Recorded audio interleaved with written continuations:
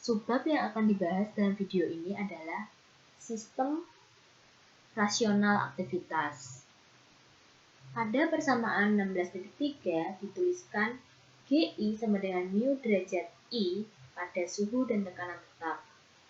Pada persamaan 16.2 dituliskan kembali menjadi mu I sama dengan mu derajat I plus RT ln AI merupakan persamaan 16.4. Di mana persamaan ini dipakai dalam sistem rasional aktivitas. Jika XI sama dengan 1, maka sistem semakin dekat dengan murni I, dan mu I harus mendekati mu derajat I. Jadi, mu I dikurang mu derajat I akan sama dengan 0 jika XI sama dengan 1.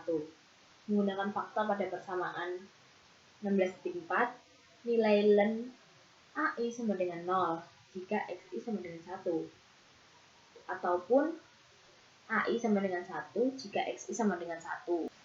Kemudian, membandingkan pada persamaan 16.4 akan diperoleh persamaan baru 16.6 di mana dituliskan mu I ideal sama dengan mu derajat I plus RT ln XI, di mana terdapat perubahan pada ln, di mana ln XI ini akan mendeskripsikan mu dalam larutan cair yang ideal, sehingga XI ini dipakai pada larutan cair ideal.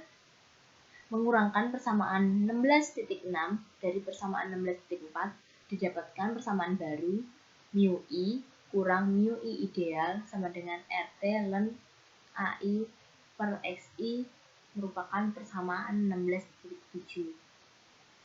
Koefisien aktivitas rasional I yaitu gamma I didefinisikan sebagai gamma I sama dengan AI per XI. Dari definisi persamaan tersebut, persamaan 16.7 dapat dituliskan kembali menjadi mu derajat I sama dengan mu I ideal plus RT ln gamma I. Di sini gamma I menduduki posisi sebagai AI per XI.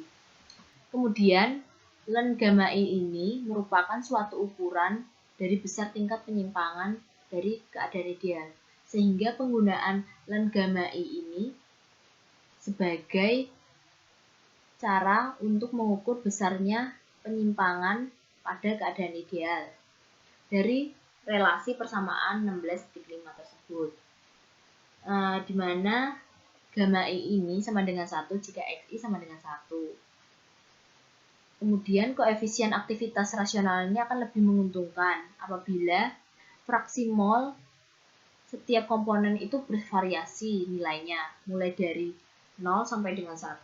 Contohnya yaitu campuran cairan pada aseton dan kloroform. Kemudian ada juga aktivitas rasional zat volatil atau zat yang mudah menguap, di mana aktivitas rasional konstituen yang mudah menguap dalam campuran dapat dengan mudah diukur, yaitu mengukur tekanan parsial konstituen tersebut dalam fase uap dengan kesetimbangan dengan cairannya. Karena pada kesetimbangan, potensial kimiawi dari masing-masing unsur harus sama pada fase cair ataupun uap, sehingga nilai mu I liquid sama dengan mu I gas. Menggunakan persamaan 16.4 tadi untuk mu I liquid dan mengasumsikan gas di sini sebagai gas ideal. Komponen I memiliki tekanan parsial P yang dituliskan kembali menjadi mu derajat I liquid plus RT ln AI sama dengan mu derajat I gas plus RT ln P. Dan untuk cairan murni menjadi mu derajat I liquid sama dengan mu derajat I gas plus RT ln P derajat I. Di sini P derajat I merupakan tekanan uap dari cairan murni. Mengurangkan dari dua persamaan tersebut dan membaginya dengan RT, diperoleh ln AI, yaitu PI per P derajat I. Di sini terdapat dua kurva, di mana kurva pertama merupakan aktivitas terhadap mol fraksi AI dan XI. Dan yang kedua merupakan koefisien aktivitas terhadap fraksi mol gamma I dan XI, di mana pada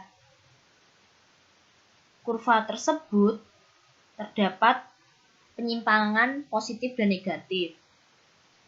Di sini penyimpangan positif dari ideal, koefisiennya akan cenderung lebih mudah menguap, lebih besar daripada dalam larutan ideal dengan konsentrasi yang sama, sehingga kurvanya terus naik, sehingga hal tersebutlah yang membuat dia mudah menguap. Dan yang untuk kurva yang kedua merupakan kurva koefisien aktivitas terhadap fraksi mol. Itu kecenderungan larutan yang menunjukkan penyimpangan negatif dari hukum Raoult. Substansi tersebut memiliki cenderung menguap yang lebih rendah daripada larutan ideal dengan konsentrasi yang sama, sehingga gamma kurang dari 1. Dapat dilihat dari bentuknya kurva, di mana pada kurva kedua dia mendekati nilai 1. Dan untuk yang kurva pertama dia terus